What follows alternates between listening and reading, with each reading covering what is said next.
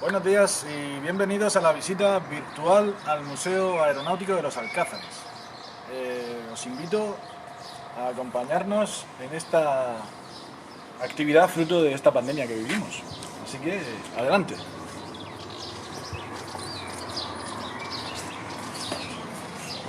Bueno, como bien sabéis, esto es una actividad de los Alcázares Ecocultural, ¿vale? De la asociación la más conocida como la ECO, que nació en 2011 y que nos dedicamos a hacer todo tipo de actividades para conocer más y mejor nuestro patrimonio y nuestra historia.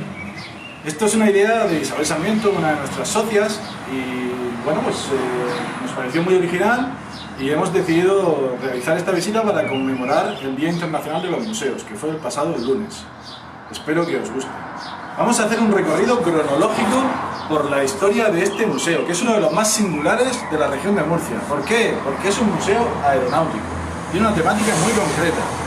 Es una historia que comenzó hace 105 años, justo ahí detrás.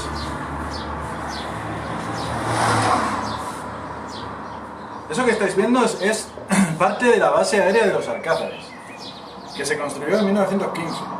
Ahora conoceremos un poquito más de por qué se construyó en este lugar. Vamos a conocer este pequeño museo. Adelante.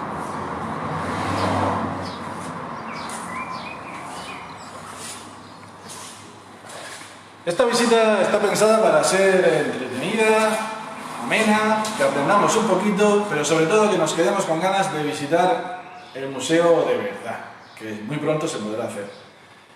Y vamos a ir parándonos en algunos de los momentos más importantes y en algunos de los elementos más singulares y más los fetiches de este museo, para resumirlo.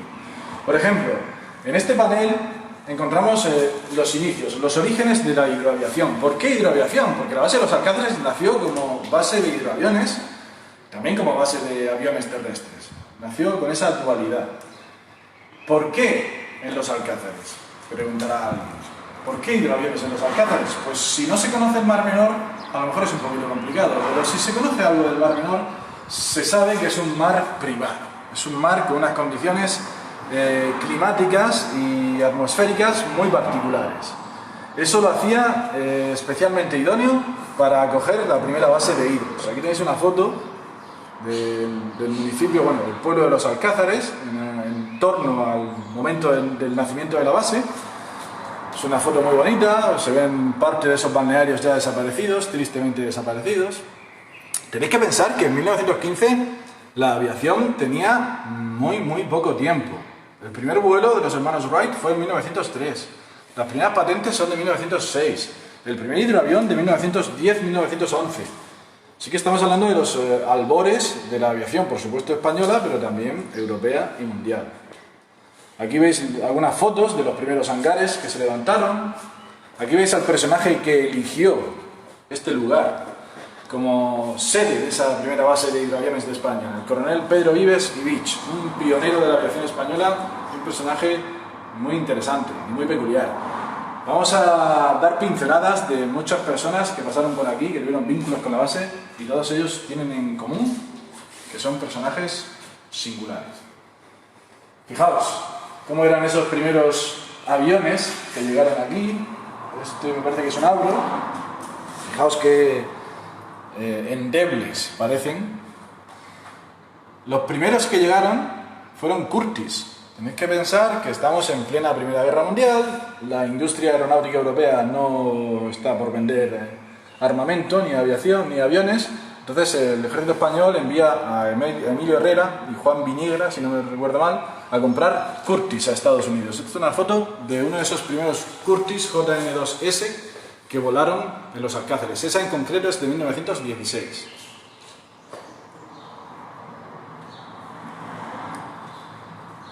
Era toda una odisea subirse a un cacharro, si me permitís la expresión, de ese tipo en esos momentos. Había que ser una persona con mucho carácter y probablemente no del todo prudente, como son todos los pioneros, por supuesto.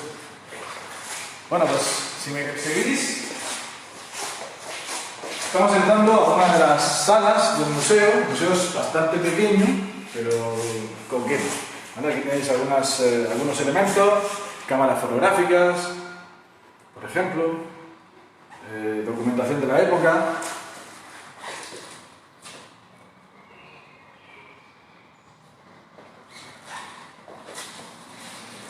Y si venís para acá, veréis algunas imágenes de los años 20, ¿vale? Después de la instalación de la base en 1915, llegan los años 20, que es la edad de oro de la aviación, the Golden Years. ¿Y qué pasa en los Alcázares? Porque la base se transforma un poquito, se convierte en la primera escuela de tiro y bombardeo del ejército español. El campo de tiro, por cierto, va a ser el Mar Menor. Aquí veis algunas imágenes de personajes como Quindelán, que fue el artífice de esa escuela de tiro y bombardeo, otro pionero, como por ejemplo el infante de Orleans. Y fijaos, las prácticas de tiro, una lancha con un blanco móvil, el simulador de bombardeo en 2 plantas con unos rodillos móviles, una cosa muy artesanal y que hoy nos parece muy lejana, pero que era la forma de practicar bombardeos en los años 20. La isla Perdiguera, para el que conozca el entorno. Y bueno, pues llegan, por ejemplo, nuevas, los Curtiss en 1919 no queda ni uno, se han estrellado todos, ¿eh? Fijaos qué peligroso era volar, solo 4 años durando.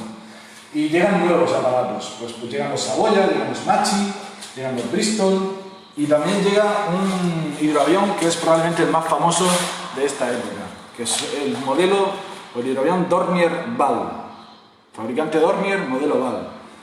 Este es el modelo más mítico de los hidroaviones en los años 20 y que protagonizará grandes hazañas aeronáuticas. Ahora hablaremos de alguna de ellas. Y aquí en el museo hay uno de los fetiches más interesantes, es una hélice de estos hidros. La tenéis aquí.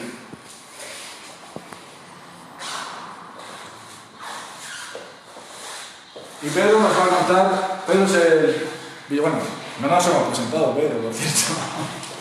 Yo soy Antonio, soy presidente de la ECRO y ahora, que no veis que está detrás de la cámara, es Pedro Bernal, que nos va a contar algo de esta hélice. Bueno, es interesante, y sobre todo porque podemos valorar correctamente el patrimonio que supone el poseer esta hélice aquí en este museo. Que cuando estuvimos en el Museo Dornier en Friedrichshafen, en Alemania, en el Museo Dornier, tenían una hélice muy deteriorada, muy destrozada por el agua, bueno, y los años, porque la habían rescatado de no se sabe dónde, pero la tenían muy bien valorada porque era la hélice, una de las hélices del N-25, del Dornier World N-25, que es el Dornier World con el que Amundsen intentó llegar al polo. Iba en un par de Dornier World, bueno, fracasó y tal, pero fue también una experiencia increíble, como todo lo que hizo Amundsen, ¿no? Además, esa hélice, a bordo del N-25, que luego fue rebautizado con otra matrícula, en 1928, justo cuando Ramón Franco estaba intentando la vuelta al mundo a bordo del Superwall, pues justamente en agosto, este hombre ya partía el 2 de agosto, que partía Ramón Franco desde Cádiz, pues partía esa misma noche también desde Portugal para intentar la vuelta al mundo a bordo del mismo N-25 que había utilizado Amundsen. Este era Frank Cournet, ¿no? Y por supuesto también fracasó intentando cruzar el Atlántico de este a oeste en el 28.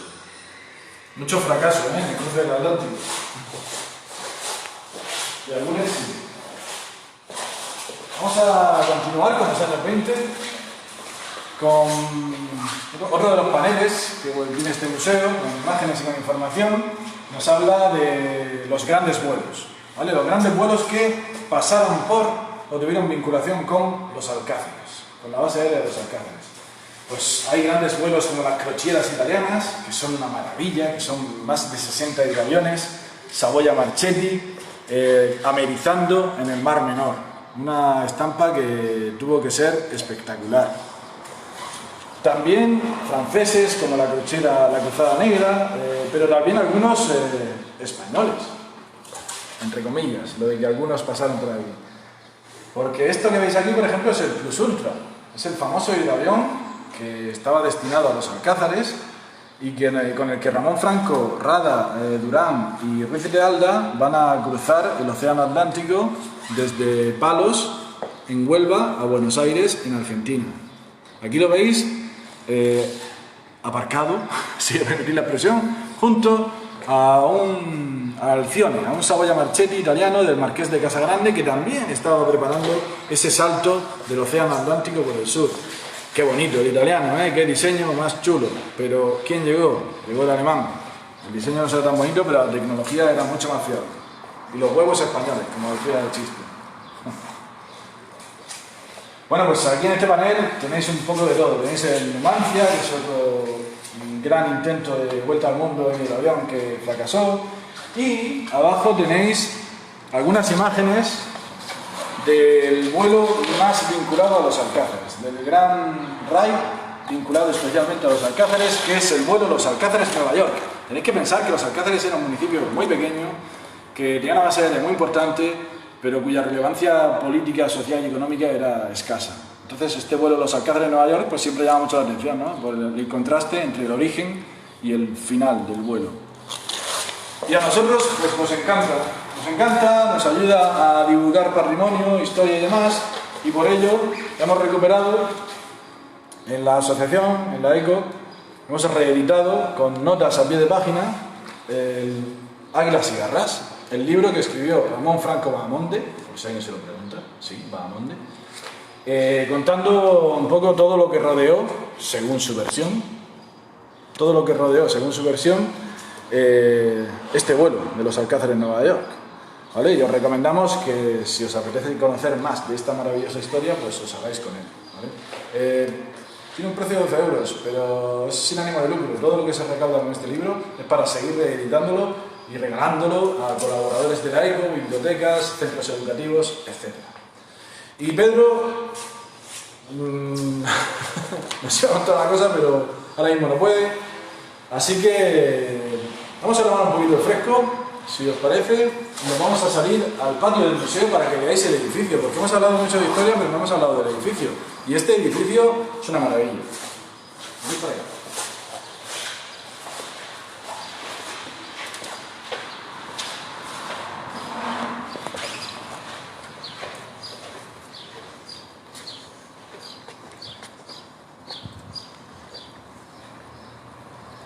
Bueno, aquí veis que la Compañía de Mario ha hecho algunas actuaciones. La Compañía de Mario es una asociación cultural del municipio, de artistas, gente que le encanta el grafiti urbano.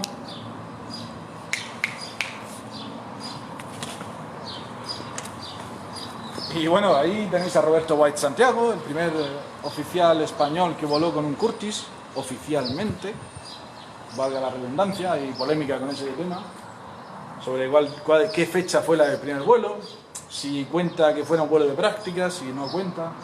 Ese que tenéis ahí es el caballero del que hemos hablado antes. Fijaos qué cara, aunque sea así con esa, sin perfilar mucho, qué cara de pillo, de cabroncete, si me permitís la expresión, que tiene Ramón Franco ahí.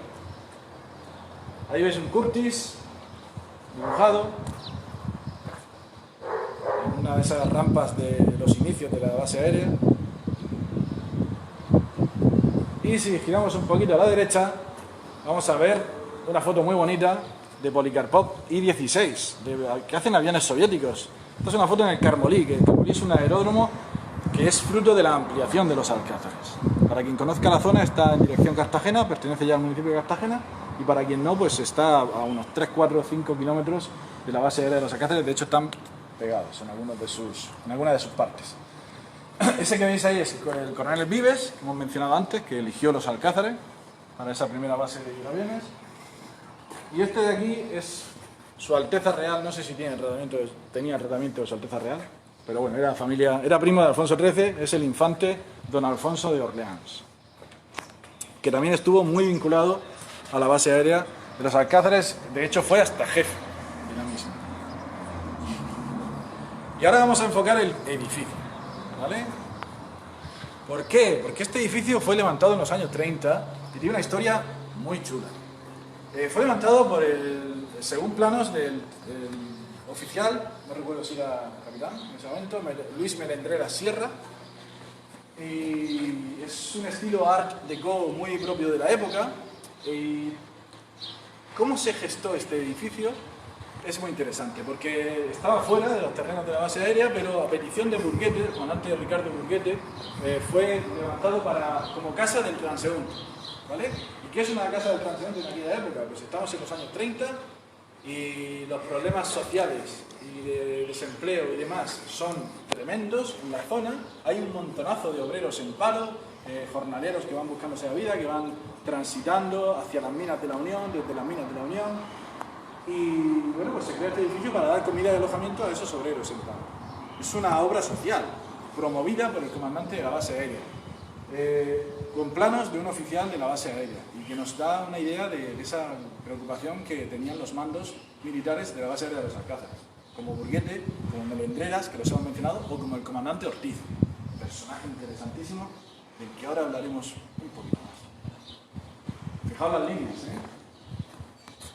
es una preciosidad.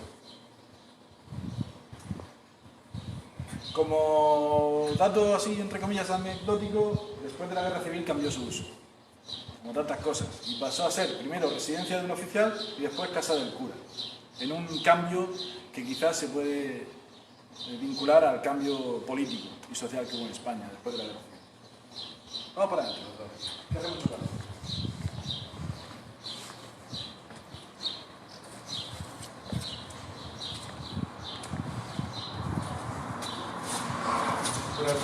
Esto es un poquito aquí, uy, mira lo que he encontrado, ¿no?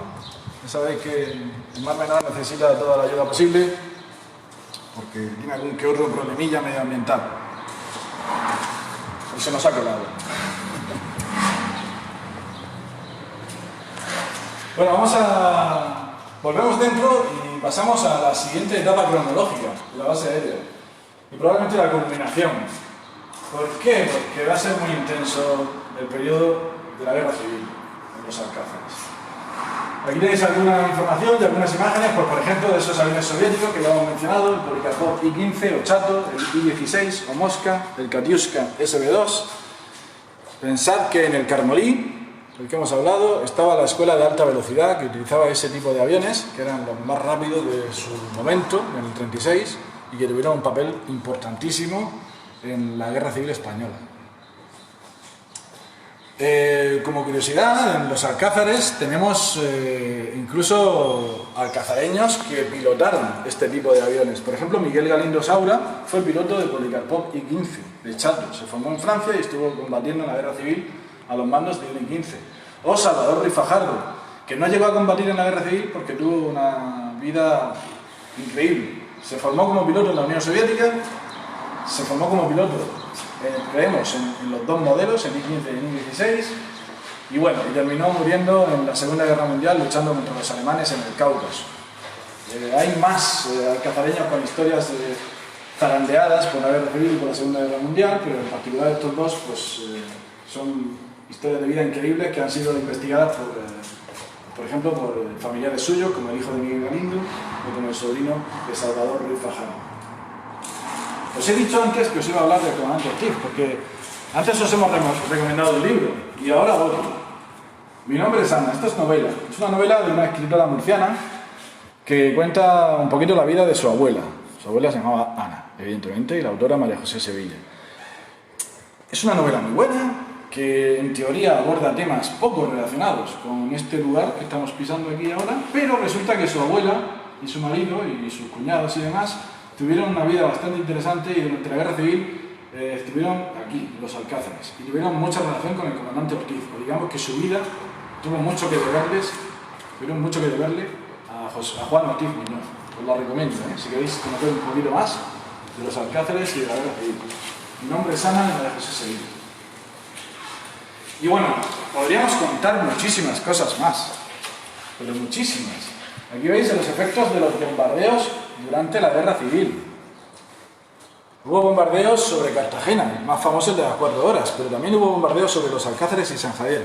¿Por qué esa intensa labor de bombardeo de las tropas franquistas, de la aviación franquista, especialmente la alemana y la italiana, sobre los Alcázares?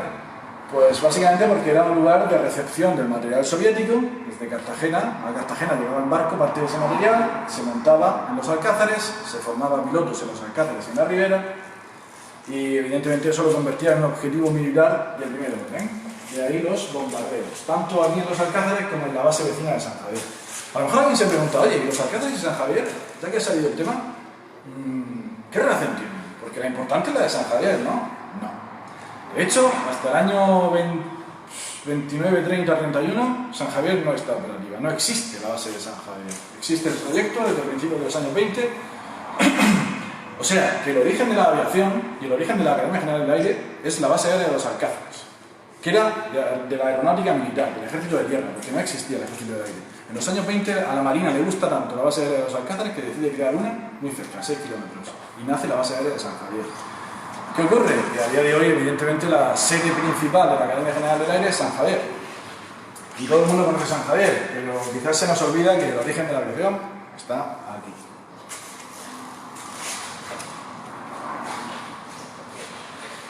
Para quien conozca el entorno, eso es la Torre del Negro. Son profesores de la Escuela de Carmolí, Ramón Castañeda, el Chato, Isidoro Jiménez, perdón, los hermanos Alarcón, Walter Katz, un judío de origen alemán, que luchó en la Guerra Civil Española.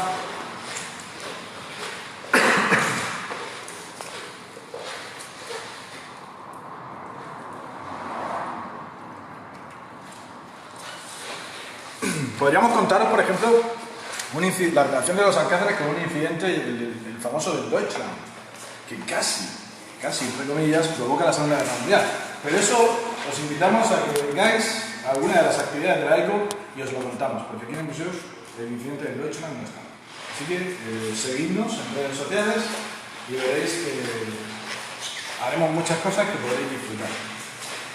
Vamos a ver el carnet de uno de esos profesores pilotos del Carmolí, de uno muy cercano a nosotros, porque era de Tornacheque, que se llama Francisco Celdrán Ross. Paco Maravillas. Aquí tenéis su carnet.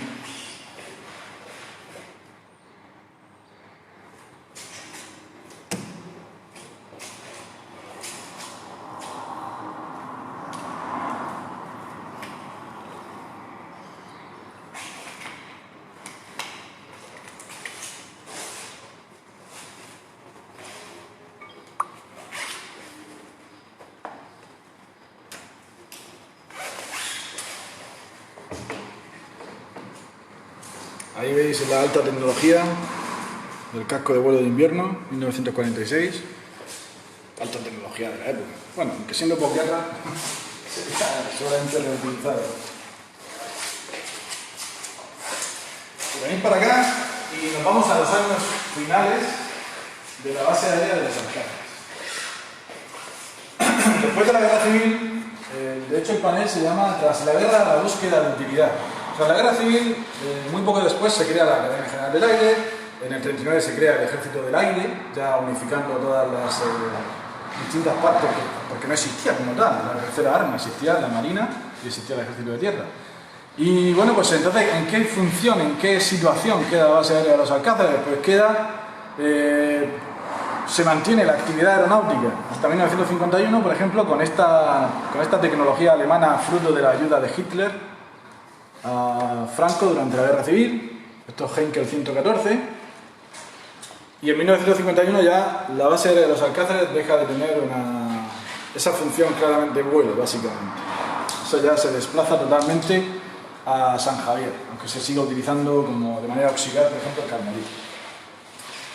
¿Y qué se hace? Pues se sigue con esa labor de formación que siempre ha tenido la base aérea de los Alcázares, con el centro de selección de los pilotos de la Academia General del Aire, con el CASI, con el INEC, toda una serie de cuerpos diferentes, de unidades diferentes del Ejército del Aire, que hasta el año 95 pues, van a estar presentes en la base aérea dándole un uso intensivo y concreto.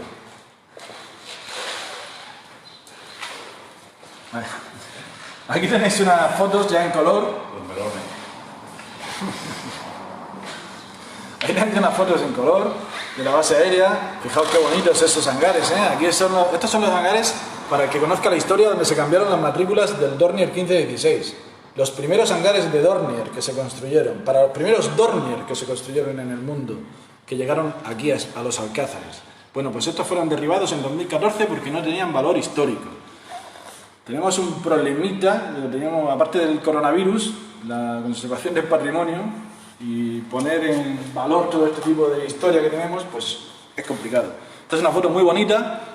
Todavía habían pasado 4 años desde que había perdido, digamos, su función única, la base aérea de los Alcázares. Ya es una dependencia desde el 95 de la Academia General del Aire, pero fijaros qué preciosidad, qué bonita.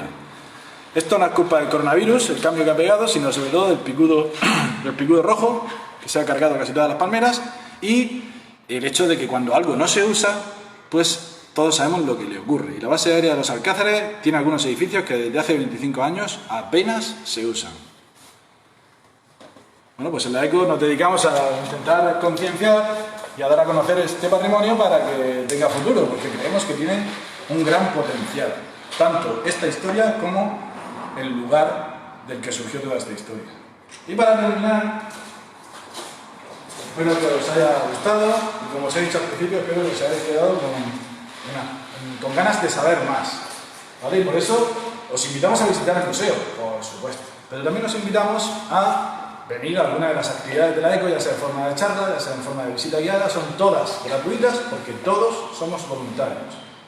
Y bueno, pues las tenemos de todo tipo y muchas de ellas, no puede ser de otra manera, para una asociación que está centrada tanto en los Alcázares como en el Mar Menor, muchas de ellas, estas actividades y estas charlas tienen relación de una manera o de otra con la aeronáutica y con la base aérea de los Alcázares.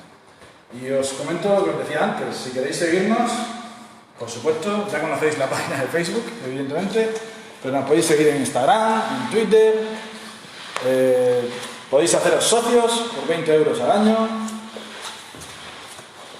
Y si alguien es miembro, si a alguien le gustan estos temas, si conoce a gente de asociaciones o de instituciones culturales o educativas, pues por cierto, estamos encantados de presentar el libro de Águilas y Garras de Ramón Franco, hablando que con la excusa de ese gran vuelo de 1929 nos permite conocer, digamos, lanzar una bengala sobre esa oscuridad de la historia, de iluminar tanto la aeronáutica militar como la historia de España, como la historia de los Alcázares y el Mar Menor.